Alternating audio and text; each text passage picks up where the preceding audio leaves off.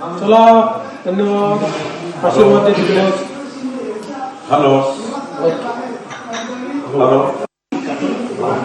मी येतो संध्याकाळी येतो आता इकडे सगळं निघतो मी येतो हा मी कळत होतो यस यस चला धन्यवाद आशीर्वाद दे तिकडे हॅलो हॅलो मी येतो संध्याकाळी येतो आता इकडे सगळं निघतो मी येतो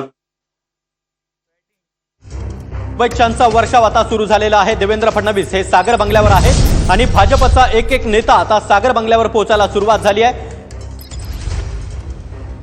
तर मोठ्या विजयानंतर देवेंद्र फडणवीस हे पहिल्यांदाच माध्यमांसमोर TV9 मराठीवर ही एक्सक्लुझिव्ह दृश्य आपण पाहतोय। सागर बंगल्यावरची ही दृश्य देवेंद्र फडणवीस यांना आता अभिनंदनाचे फोन यायला देखील सुरुवात झालेली आहे। शुभेच्छांचा वर्षाव हा देवेंद्र फडणवीसांवर सुरू झाला आहे।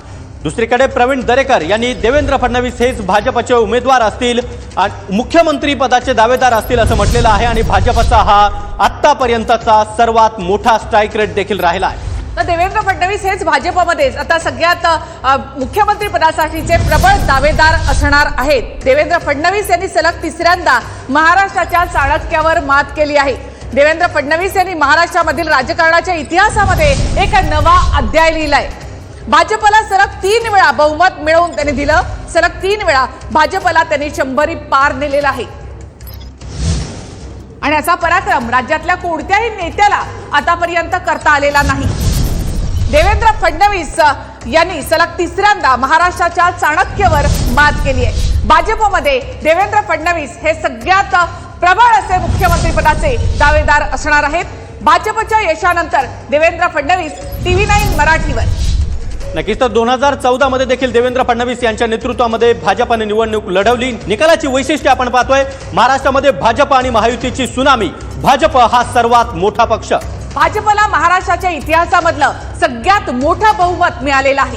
तर 2014 मध्ये स्वतःचा 122 जागांचा रेकॉर्ड देखील आता भाजपनं मोडला आहे। शिंदेच्या शिवसेनेला मोठं यश मिळालेलं आहे आणि उद्धव ठाकरे यांच्यासाठी मात्र हा एक मोठा धक्का। शिवसेना विरुद्ध शिवसेना या लढाईमध्ये शिंदेची ठाकरेंना धोबी पछाड। शरद पवार यांच्या राष्ट्रवादीचं सगळ्यात खराब प्रदर्शन राहिलेलं आहे। तर 100हून अधिक जागा लढवून देखील काँग्रेसला 25 जागा देखील मिळताना दिसत नाहीये। तर लाडकी बहीणमुळे महायुती सुसाट सुटलेली आहे। एक गठ्ठा मतं ही त्यामुळे